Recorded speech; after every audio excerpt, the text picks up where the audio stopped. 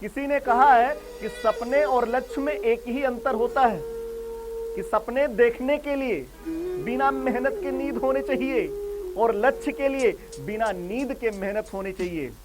तो प्यारे बच्चों, मैं हूं नवीन वर्मा। स्वागत है आपका आपके प्यारे से चैनल इनक्रेडिबल कीमिया में। तो बच्चों, आज मैं आपके लिए लेकर आया हूं रासायनिक अपक्रिया तथा उसके समीकरण। बच्चों, ये क्लास 10th का केमिस्ट्री में आपको दिया है और आपको देखने को मिलेगा रासायनिक अपक्रिया तथा उसके समीकरण फर्स्ट चैप्टर, है ना।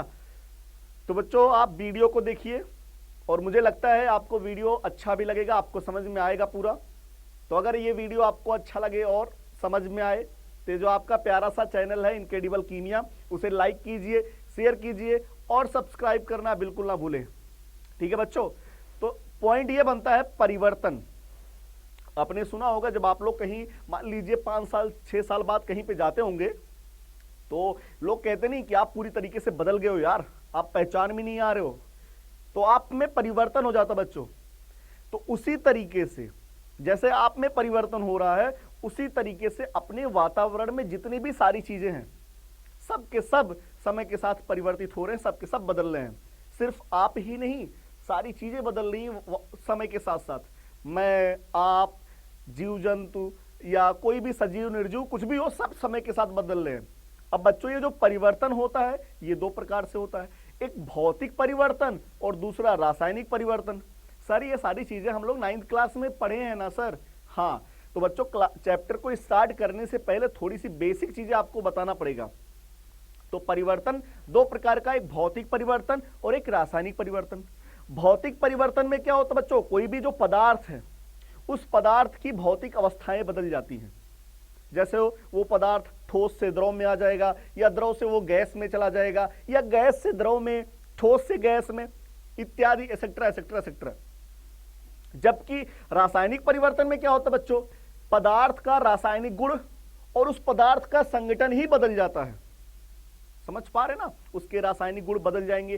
सर, रासायनिक गुण कहने का मतलब क्या है? सर, संगठन कहने का मतलब क्या है बच्चों? तो रासायनिक गुण अभी जस्ट मैं आपको बताऊंगा चैप्टर में रासायनिक गुण क्या होते हैं। ठीक है। अगला पॉइंट, भौतिक परिवर्तन में क्या होता है? भौतिक परिवर्तन क्या होता है बच्चों? ये उत्क्रमणीय होता है। क्या होता है? उत्क्रमणीय, मतलब दोनों दिशाओं में चलता है। अगर आप कोई भी चीज ठोस से द्रव में बना लिए ना, तो उस द्रव को वापस ठोस में बनाया जा सकता है। तो भौतिक परिवर्तन क्या होता है बच्चों? उत्क्रमणीय प्रक्रम होता है। जबकि रासायनिक परिवर्तन कैसा होता है? अनुत्क्रमणीय प्रक्रम। ज्यादातर क्या होता है बच्चों? अनुत्क्रमणीय प्रक्रम होता है, लेकिन कभी कभार उत्क्रमणीय भी देखा जा सकता है। लेकिन ज्यादातर अगर पूछ लिया जाए रासायनिक परिवर्तन कैसे होते हैं, तो आप लोग बोलेंगे सर रासायनिक परिवर्तन अनुत्क्रमणीय होते हैं। ठीक। भौतिक परिवर्तन में कोई नया पदार्थ नहीं बनता बच्चों, वही पदार्थ की अवस्था बदल जाती बस। जैसे मान लो बर्फ था, बर्फ पानी में बदल जाएगा यार, तो क्या कोई नया चीज बना? क्या कुछ नहीं नया बना। तो भौतिक परिवर्तन में कोई नए पदार्थों का निर्माण नहीं होता, लेकिन रासायनिक परिवर्तन में नए नए पदार्थ बनते हैं, जिसे अपन लोग उत्पाद के नाम से बोलेंगे, है ना। तो एक पदार्थ दूसरे पदार्थों में बदल जाता है। ठीक। इसके बाद हम लोग भौतिक परिवर्तन और रासायनिक परिवर्तन के उदाहरण देखेंगे। भौतिक परिवर्तन के उदाहरण बच्चों, जैसे ठोस से द्रव में जाना, मतलब बर्फ का पिघलना, है ना। द्रव को गैस में जाना, वाष्पीकरण अपक्रिया, है ना। किसी ठोस से गैस में जाना, मतलब ऊर्ध्वपातन अपक्रिया बच्चों। ठीक है। ये सारी चीजें क्या हैं? ये सारी चीजें क्या हैं? सब के सब भौतिक परिवर्तन है। लेकिन रासायनिक परिवर्तन में बच्चों, रासायनिक परिवर्तन में जैसे आप कहीं आग लगा दिए, तो ये बताइए, कहीं आप आग लगा देंगे तो क्या वो वापस आ जाएगा? क्या नहीं। तो अनुत्क्रमणीय है, मतलब सिर्फ एक ही दिशा में संपन्न होगा, वो वापस दोबारा नहीं आ पाएगा। तो इसीलिए रासायनिक परिवर्तन कैसा होता है बच्चों? अनुत्क्रमणीय प्रक्रम। लोहे में जंग का लगना, एक बार आपको पता है, एक बार लोहे में जंग लगना शुरू हो जाए तो दोबारा जो लोहा जैसा था वैसा हम लोग नहीं बना सकते बच्चों। तो जंग लगना। फूड का, भोजन का पाचन, अगर आपने भोजन को पचा लिया, डाइजेशन कर लिया बच्चों, तो क्या वापस दोबारा वैसे भोजन बना दोगे? क्या उस भोजन को वापस ले आओगे? क्या नहीं बच्चों, बिल्कुल नहीं ला पाओगे। तो भोजन का पाचन भी कैसा होता है? रासायनिक अपक्रिया होता है ना। मोमबत्ती का जलना, आप मोमबत्ती को जलाइए, एक बार मोमबत्ती जल जाएगा तो क्या दोबारा आप लोग उसको वैसे तैयार कर पाएंगे? बिल्कुल नहीं बच्चों, है ना। या किसी भी कोई भी रासायनिक अपक्रिया हो रही हो, तो रासायनिक अपक्रिया भी कैसे होते हैं? रासायनिक परिवर्तन होते हैं। भौतिक परिवर्तन में आप पेपर फाड़ दीजिए, कलम तोड़ दीजिए, सब भौतिक परिवर्तन है, दोबारा आप उसको बना सकते हैं। क्लियर है? तो चलिए हम लोग लिख लेते हैं इन सारी बातों को। वातावरण में सभी चीजें समय के साथ परिवर्तित हो रहे हैं।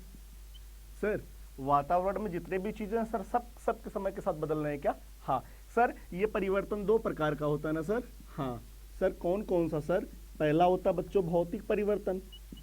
हाँ सर, ये तो जानते हैं सर, भौतिक परिवर्तन अभी तो आप बताए हैं सर। दूसरा होता है सर रासायनिक परिवर्तन। वाह, रासायनिक परिवर्तन ना सर? हाँ सर, भौतिक परिवर्तन में क्या होता है, भौतिक अवस्थाएं बदल जाती पदार्थों की। तो भौतिक अवस्थाएं पदार्थ की भौतिक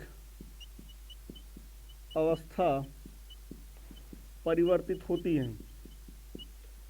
सर भौतिक परिवर्तन में पदार्थ की भौतिक अवस्था परिवर्तित होती है। हाँ सर, रासायनिक परिवर्तन में पदार्थ की रासायनिक गुण तथा संगठन परिवर्तित होते हैं ना सर? हाँ सर, इसमें कोई नए पदार्थ का निर्माण नहीं होता ना सर? कोई नए पदार्थ का निर्माण नहीं होता है सर। सर रासायनिक परिवर्तन में तो नए पदार्थ का निर्माण होता है ना? हाँ बिल्कुल होता बच्चों, इसमें नए पदार्थों का निर्माण होता है सर। हाँ सर, ये उत्क्रमणीय होता है सर। सर उत्क्रमणीय मतलब क्या होता है सर? दोनों दिशाओं में प्राप्त, दोनों दिशाओं में प्राप्त होता है। ये कैसा होता है बच्चों? उत्क्रमणीय होता है, मतलब दोनों दिशाओं में प्राप्त होता है। और ये कैसा होता है? अनुत्क्रमणीय होता है। अनुत्क्रमणीय होता है, सिर्फ एक ही दिशा में होता है बच्चों। भौतिक परिवर्तन उत्क्रमणीय प्रक्रिया होती है, जबकि रासायनिक परिवर्तन बच्चों अनुत्क्रमणीय प्रक्रिया होती है। क्या ये बात समझ में आया? हाँ सर, बिल्कुल समझ में आ गया। सर उदाहरण बताइए ना सर? ओके, उदाहरण देखिएगा बच्चों। सभी अवस्था परिवर्तन मतलब ठोस से बर्फ में, ठोस से द्रव में जाना, द्रव का गैस में जाना, गैस का द्रव में आना, द्रव का ठोस में आना, ठोस का गैस में जाना, गैस का ठोस में आना, सब के सब बच्चों, सब के सब भौतिक परिवर्तन होते हैं, है ना? तो मैं लिख दे रहा हूं यहीं पे, अवस्था परिवर्तन के जितने भी उदाहरण हैं, पहला। दूसरा बच्चों, कागज को आप फाड़ दीजिए, है ना? ये सारी चीजें क्या होते हैं? भौतिक परिवर्तन। सर मेन बच्चों अपना रासायनिक परिवर्तन है, क्योंकि रासायनिक अपक्रिया जो होती हैं वो रासायनिक परिवर्तन के अंदर ही होने वाले हैं। तो इसलिए देखिएगा, इसका उदाहरण देखिएगा, एग्जाम्पल इसका। पहला पॉइंट, भोजन का पाचन, भोजन का पाचन। दूसरा, लोहे में जंग लग जाना। देखे हैं ना आप लोग लोहे में जंग लगना? बस वही बच्चों, लोहे में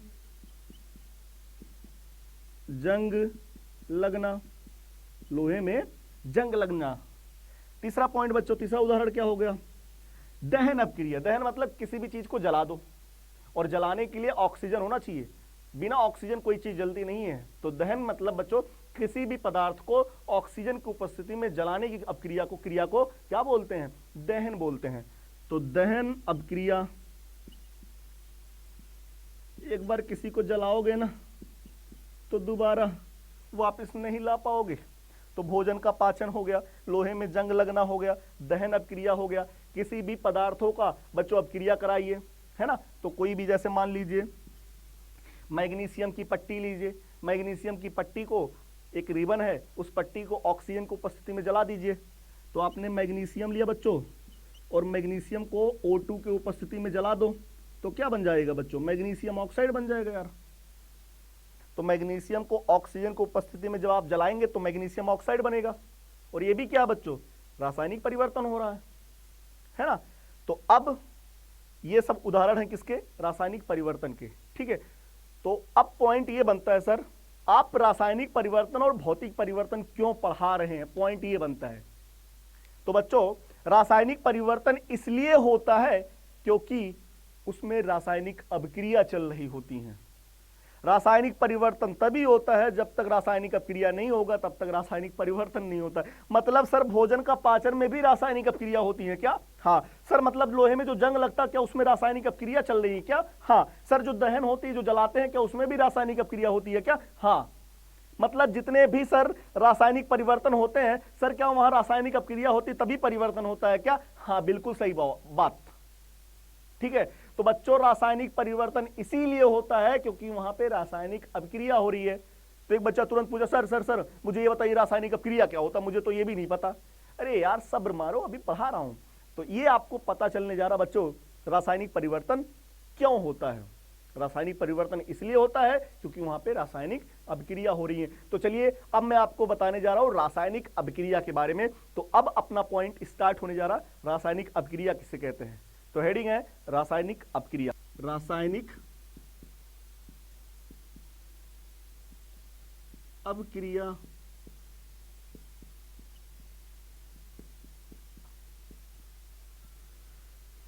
बच्चों बहुत सारे पदार्थ, चाहे 2 पदार्थ हो, चाहे 3, चाहे 4, जब आपस में अभिक्रिया करके ना, आपस में रिएक्शन कर लिए और रिएक्शन करके एक नए पदार्थ का निर्माण करते हैं, तो बच्चों उसी को क्या बोलते हैं? रासायनिक अपक्रिया। तो क्या डिफिनीशन क्या बनेगा, परिभाषा क्या बनेगा? जब 2 या 2 से अधिक पदार्थ आपस में क्रिया करके एक नए पदार्थ का निर्माण करते हैं, उसी को हम लोग रासायनिक अपक्रिया कहते हैं, ठीक है। तो डिफिनीशन क्या बना? जब 2 या 2 से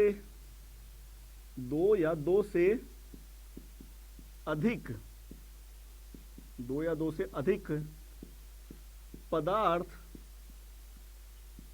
आपस में क्रिया कर एक नए पदार्थ का निर्माण करते हैं, नए पदार्थ का निर्माण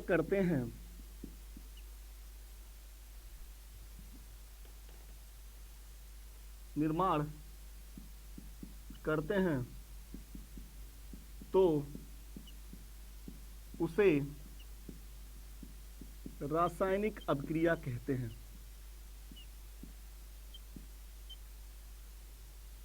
तो उसे रासायनिक अपक्रिया कहते हैं। इधर देखिएगा बच्चों, जो रासायनिक अपक्रिया होती है ना, रासायनिक अपक्रिया में 2 प्रकार के पदार्थ पार्टिसिपेट करते हैं, भाग लेते हैं। पहला वे पदार्थ जो रासायनिक अपक्रिया करते हैं उन्हें क्रियाकारक बोलते हैं, और वे पदार्थ जो रासायनिक अपक्रिया हो जाने के उपरांत बनते हैं उन्हें उत्पाद कहते हैं, है ना बच्चों। तो मैं यहां पे अगला पॉइंट लिखूं, रासायनिक अपक्रिया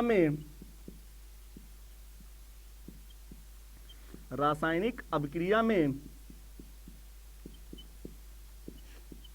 2 प्रकार के पदार्थ आपस में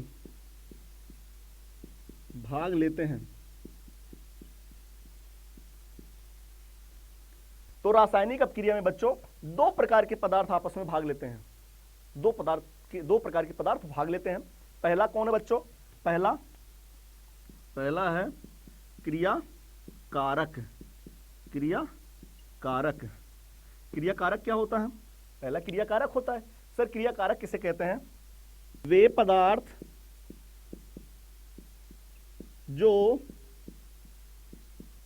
रासायनिक अभिक्रिया में भाग लेते हैं, जो रासायनिक अभिक्रिया में भाग लेते हैं, वे पदार्थ जो रासायनिक अपक्रिया में भाग लेते हैं बच्चों, उन्हें हम लोग क्रिया कारक कहते हैं।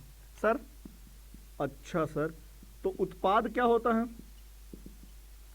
दूसरा उत्पाद होता बच्चों, ठीक है। तो उत्पाद किसे कहते हैं? वे पदार्थ जो रासायनिक अभिक्रिया होने के बाद बनते हैं, वे पदार्थ जो रासायनिक अभिक्रिया होने के उपरांत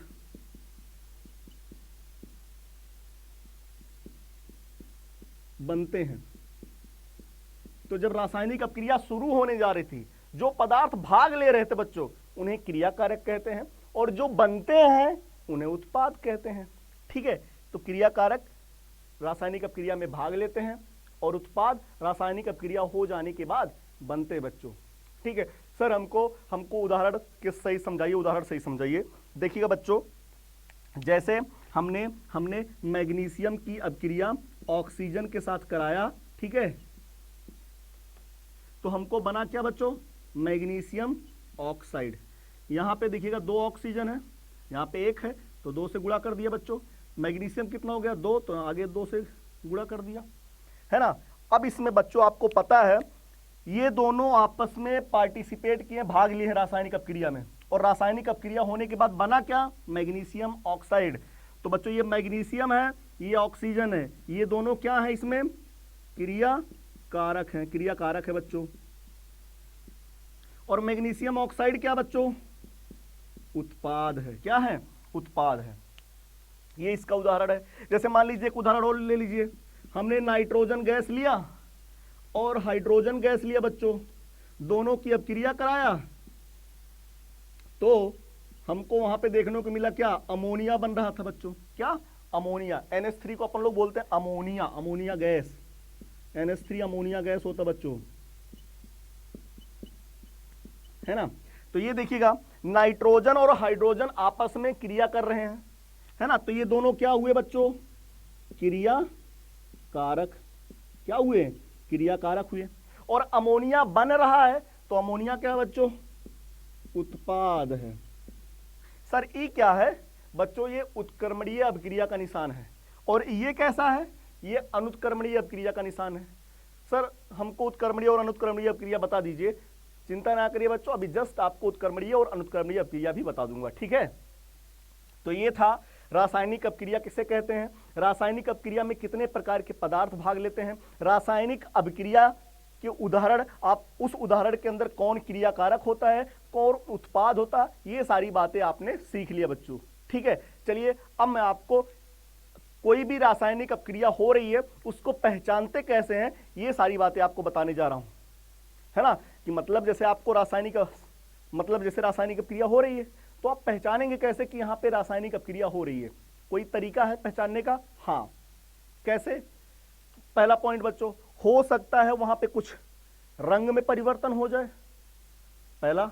दूसरा, हो सकता है वहां पे गैस निकल रहा हो, दूसरा, है ना। तीसरा, हो सकता है बच्चों वहां पे कुछ अवक्षेप बन जाए, अवक्षेप मतलब सफेद सफेद या पीला पीला कुछ अवक्षेप बन रहा है। अवक्षेप जैसे चूना नहीं होता, चूना देखे होंगे, चूने को पानी मिलाते हैं तो नीचे जम जाता है, बस उसी तरीके से बच्चों। तो हो सकता है वहां पे अवक्षेप का निर्माण हो जाए, है ना। पीला कलर, लाल कलर, काला कलर, किसी भी रंग का अवक्षेप बन जाए, सफेद रंग, है ना। 3। चौथा पॉइंट हो सकता है बच्चों, हो सकता है वहां पे बच्चों ताप में परिवर्तन, जिस बर्तन में हो रहा था पहले वो बर्तन ठंडा था, लेकिन जैसे कुछ थोड़ी देर बाद आपने देखा बर्तन को टच किया तो बर्तन गर्म था, या पहले बर्तन गर्म था बाद में ठंडा हो गया बच्चों, तब भी आप बोलेंगे सर यहाँ कुछ ना कुछ तो चल रहा था। वो जो कुछ ना कुछ चल रहा था, उसी कुछ ना कुछ को अपन लोग क्या बोलेंगे बच्चों? रासायनिक अभिक्रिया। ठीक है, तो ताप में परिवर्तन से हो सकता है, रंग में परिवर्तन से हो सकता है बच्चों, है ना। अवक्षेप निर्माण से आप लोग पहचान सकते हैं, गैस निर्माण से वहां पे गैस बन रहा हो इससे पहचान सकते हैं। तो ये सारी चीजें हैं जिससे आप लोग रासायनिक अपक्रिया को पहचान सकते हैं। ठीक है, तो चलिए स्टार्ट करते हैं रासायनिक अपक्रिया को पहचानने के तरीके। रासायनिक अभिक्रिया को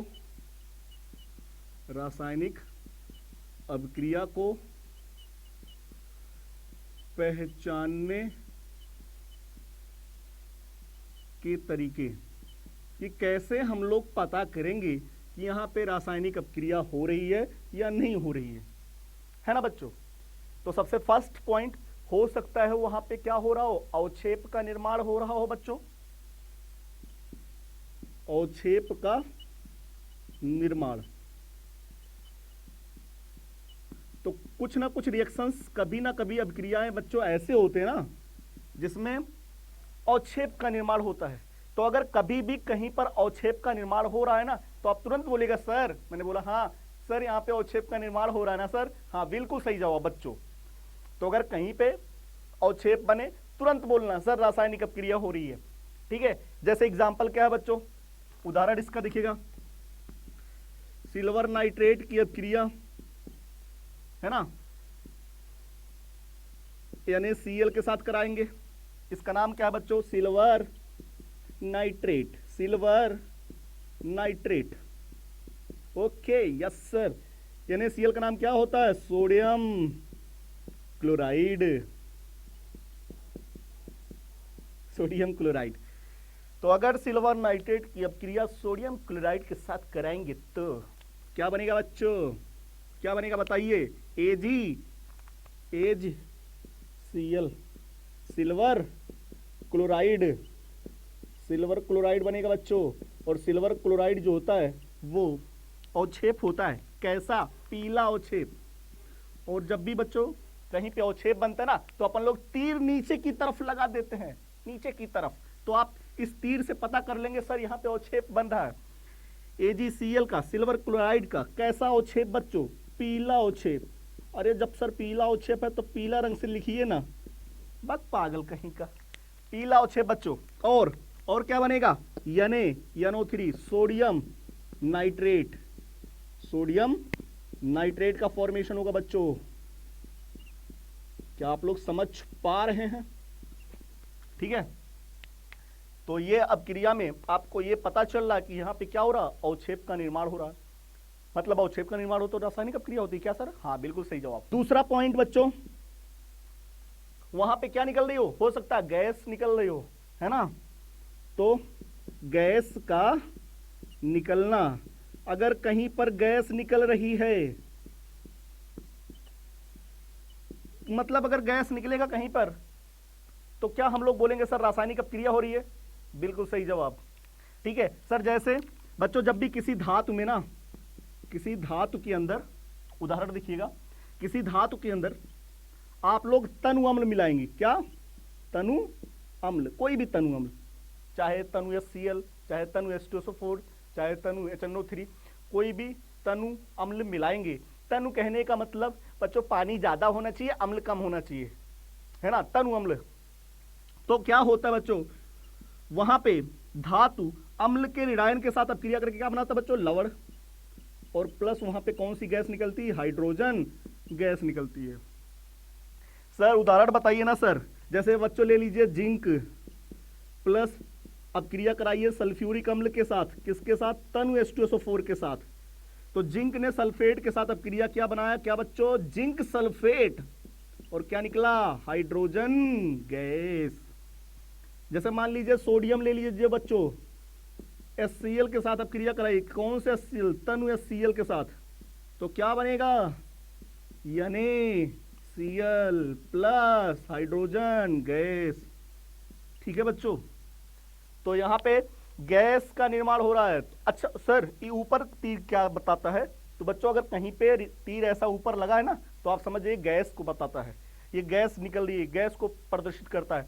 और जब तीर नीचे की तरफ लगा तो आप समझ जाइएगा अवक्षेप का निर्माण हो रहा है।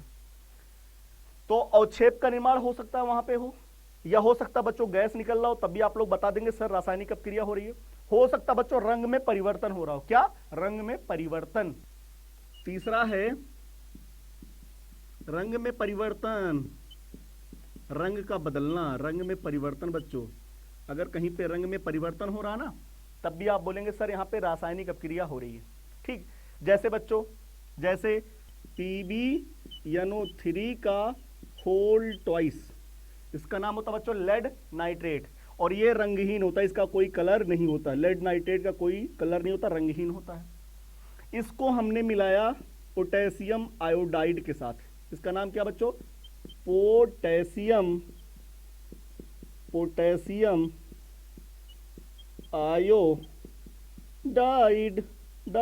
आयोडाइड, इसका नाम लेड नाइट्रेट।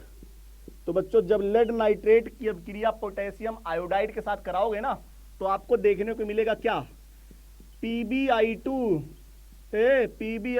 Lead iodide. क्या नाम है बच्चों इसका लेड आयोडाइड। और जानते हैं बच्चों इसका रंग कैसा हो जाएगा, पीला रंग। कैसा रंग, पीला रंग।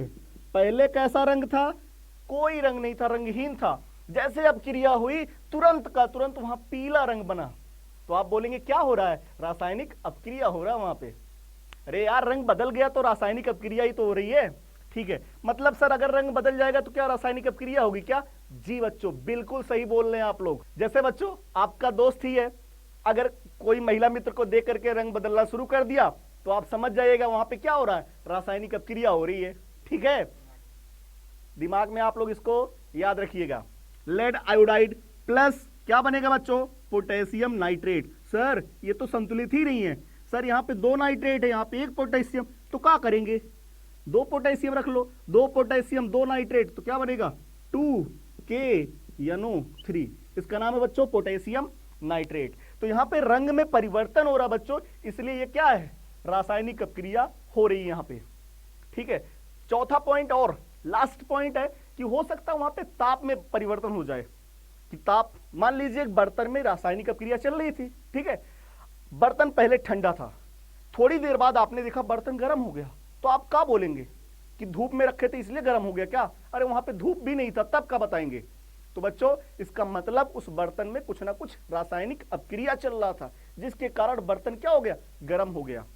या हो सकता बच्चों मान लीजिए एक बर्तन आप लाएं, वो बर्तन पहले से गर्म था, थोड़ी देर बाद आपने देखा कि वो बर्तन एकदम ठंडा हो गया, तो आप क्या बोलेंगे कि सर ये बर्तन वातावरण के कारण ठंडा हो गया क्या, बाहर ठंडी थी इसलिए ठंडा हो गया क्या? नहीं बच्चों, इसका मतलब वो है कि उस बर्तन में रासायनिक अपक्रिया कुछ ना कुछ चल रहा, इसलिए वो बर्तन धीरे धीरे ठंडा हो गया। क्लियर है? तो ताप में बढ़ोतरी या ताप में घटोतरी भी रासायनिक अपक्रिया को प्रदर्शित करते हैं। ठीक है, चलिए तो चौथा पॉइंट है ताप में परिवर्तन। ताप में परिवर्तन। अब ताप में परिवर्तन पढ़ाने से पहले मुझे पहले पॉइंट आपको यह बताना पड़ेगा, अपक्रिया उष्मा के आधार पे 2 प्रकार की होती है, एक उष्मा शोषी और एक उष्मा क्षेपी। शोषी मतलब अवशोषण हो रहा है उष्मा का, अपक्रिया में उष्मा लग रही है यार, और क्षेपी मतलब निकल रही है, अपक्रिया से उष्मा निकल रही है। क्लियर है? तो बच्चों अगर क्षेपी बोले तो उष्मा निकल रही है, ऊर्जा निकल रही है, और शोषी बोले तो यार अवशोषित हो रहा अपक्रिया में उष्मा। ठीक है, तो उष्मा के आधार पे अपक्रिया कितने प्रकार की, 2 प्रकार की। कौन कौन सी? उष्मा शोषी और उष्मा क्षेपी। ठीक है, अब बच्चा बोला सर उष्मा शोषी अपक्रिया और उष्मा क्षेपी अपक्रिया में कैसे ताप में परिवर्तन बताएंगे? तो चलिए सबसे फर्स्ट पॉइंट मैं आपको यह बता दूं कि उष्मा शोषी अपक्रिया और उष्मा क्षेपी अपक्रिया, उष्मा शोषी अपक्रिया में ताप में परिवर्तन से कैसे होता है और उष्मा क्षेपी अपक्रिया में ताप में परिवर्तन में क्या होता है, वो सारी बातें आपको बताने जा रहा हूं। क्लियर है?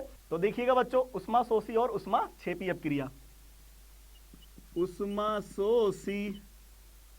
शोषी अपक्रिया और उष्मा क्षेपी अपक्रिया। तो ये क्या है? अपक्रिया के प्रकार किसके आधार पे? ऊर्जा के आधार पे या उष्मा के आधार पे, है ना। तो उष्मा शोषी में पहला पॉइंट क्या होता है बच्चों? उष्मा या ऊर्जा का होता है, अवशोषित होता है, अवशोषित होता है ना। जबकि बच्चों ऊष्माक्षेपी में क्या होता है, ऊष्मा या ऊर्जा का होता है, उत्सर्जित होता है। उत्सर्जित मतलब निकलता है ना। दूसरा पॉइंट, किसी भी रासायनिक अभिक्रिया को बच्चों हम लोग किसी भी ऊष्माक्षेपी अभिक्रिया को या ऊष्माशोषी अभिक्रिया को कैसे प्रदर्शित करते हैं वो पॉइंट भी अपन लोग देख लेते हैं, है ना। तो प्रदर्शन, रिप्रेजेंटेशन कैसे करते हैं ऊष्माशोषी अभिक्रिया का। मान लो एक अभिक्रिया है जिसमें क्रिया कारक ए है, हाँ सर, उत्पाद बनाया बी, है ना बच्चों।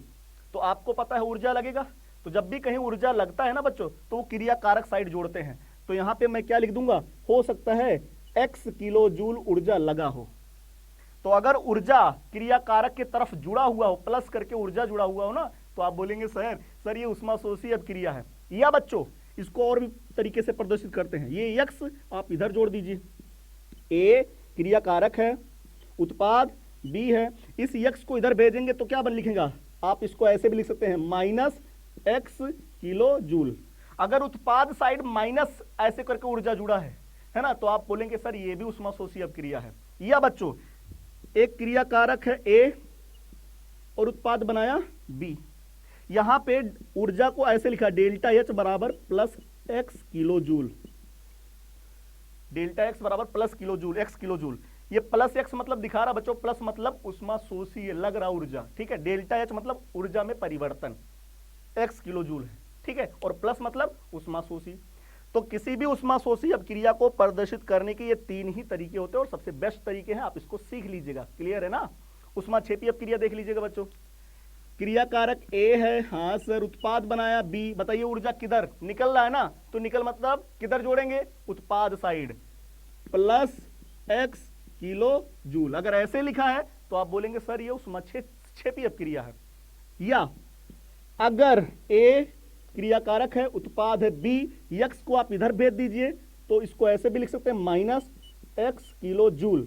तो बच्चों ये भी ऊष्माक्षेपी अभिक्रिया है। या एक तरीका और है, क्रिया कारक ए, उत्पाद है बी, यहां पे लिख सकता है बच्चों डेल्टा एच बराबर माइनस एक्स किलो जूल। तो इसका मतलब ये भी है, इसमें ऊर्जा में परिवर्तन देखिए कितना दिखाया, माइनस दिखा रहा। माइनस मतलब ये है कि ये ऊष्माक्षेपी है, निकल रही है ऊर्जा, ठीक है।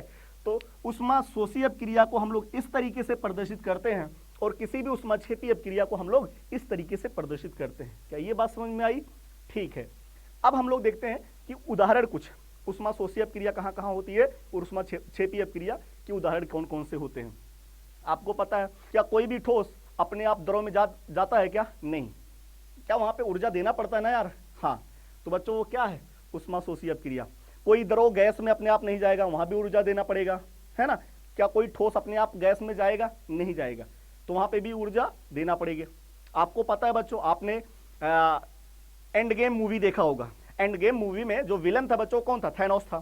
थैनोस ने सारी अंगूठियां इकट्ठा कर लिया, हाँ। इसके बाद क्या करता बच्चों, चुटकी बजाता है। उस अंगूठी को उसने एब्जॉर्ब करने के बाद, ग्रहण करने के बाद उसने चुटकी बजाया और चुटकी से इतना ऊर्जा निकला बच्चों कि जो सुपर हीरोज थे, है ना, उन सुपर हीरोज को क्या किया, डायरेक्ट ठोस अवस्था से गैस अवस्था में बदल दिया। क्या वो ऊर्जा लगी ना यार, तभी तो वो लोग ठोस से डायरेक्ट गैस में चले गए। तो डायरेक्टर भी बहुत खतरनाक था बच्चों, सोच लीजिए कि वो डायरेक्ट उसने ठोस से द्रव में नहीं बदला, इतनी ज्यादा ब्रह्मांड की एनर्जी थी, उसने भी सुपर हीरोज को डायरेक्ट ठोस से गैस में ले दिया, ऊर्ध्वपातन ऊर्जा दिया था बच्चों। क्लियर है। तो आज आप लोग समझ गए सुपर हीरोज भी ऊर्ध्वपातन ऊर्जा के द्वारा डायरेक्ट गैस में जा सकते हैं, ठीक है। तो वहां पे भी ऊष्माशोषी अभिक्रिया चल रहा था। ऊष्माक्षेपी अभिक्रिया, जैसे मान लीजिए कहीं भी आप जलाएंगे, कहीं भी एक बार जलाओगे ना बच्चों, अपने आप जल जाए कोई भी चीज, अपने आप को मत जलाना यार, है ना। कोई भी सामान जलाएंगे तो तुरंत अपने आप जल जाता है, जब जलेगा ना बच्चों तो वहां ऊर्जा निकलती है, मतलब दहन अभिक्रिया ना ऊष्माक्षेपी होता है। उदासीनीकरण अभिक्रिया जानते हैं ना, अम्ल का अभिक्रिया क्षार के साथ लवण जल बनता है बच्चों, ऊष्माक्षेपी अभिक्रिया होता है। किण्वन जानते हैं, किण्वन सिरका बनाने जानते हैं ना बच्चों, वहां भी ऊष्मा निकलता है, ऊष्माक्षेपी अभिक्रिया। तो उदाहरण क्या क्या होंगे, उदाहरण क्या क्या होंगे, पहला दहन अभिक्रिया, दूसरा किण्वन अपक्रिया, किण्वन अपक्रिया। तीसरा उदासीनीकरण अपक्रिया, उदासीनीकरण अपक्रिया। चौथा बच्चों, जब भी कहीं पे कुछ बंद का निर्माण हो रहा हो, है ना, मतलब कुछ निर्माण हो रहा हो, बंद का निर्माण या कोई भी चीज, तो निर्माण की अपक्रिया। जब भी कहीं निर्माण होता ना तो ऊर्जा निकलती है। निर्माण की अपक्रिया भी कैसा होता बच्चों? उष्माक्षेपी होता है। ठीक है सर, दहन अपक्रिया, किण्वन अपक्रिया, उदासीनीकरण अपक्रिया, निर्माण की अपक्रिया सर सब उष्माक्षेपी होते हैं क्या? हाँ सर। उष्माशोषी के उदाहरण बताइए ना सर। बच्चों, ठोस से द्रव में जाते हैं, कौन सी अपक्रिया होती है? गलन अपक्रिया, गलन अपक्रिया। दूसरा, द्रव से गैस में जाते हैं, वाष्पीकरण अपक्रिया, मतलब वाष्पन। ठोस से गैस में जाते हैं, क्या होता है? ऊर्ध्वपातन, ऊर्ध्वपातन। ठीक है बच्चों। प्रकाश संश्लेषण आपने सुना ही होगा। प्रकाश संश्लेषण में बच्चों ऊर्जा लगती है, ऊर्जा लगती है। प्रकाश संश्लेषण।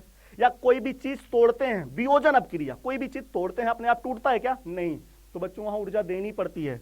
तो पांचवा उदाहरण वियोजन अपक्रिया, वियोजन अपक्रिया, है ना। तो देखिएगा बच्चों, अब देखिएगा ताप का प्रभाव इन दोनों अपक्रियाओं में।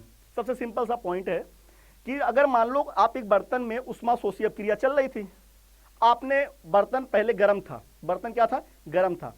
अब उसमें एक अपक्रिया चल रही है, उष्माशोषी है, तो क्या करेगा? जो बर्तन का ताप है ना बच्चों, वही ताप अवशोषित कर लेगा। क्या करेगा? अवशोषित कर लेगा, जिससे बर्तन का ताप क्या हो जाएगा बच्चों? धीरे धीरे घट जाएगा। तो उष्माशोषी अपक्रिया में ताप में क्या होता है? गिरावट होता है। अब उष्माक्षेपी अपक्रिया बच्चों क्या है? उष्माक्षेपी। और उष्माक्षेपी में आपको पता है बच्चों, ऊर्जा निकलेगा, है ना।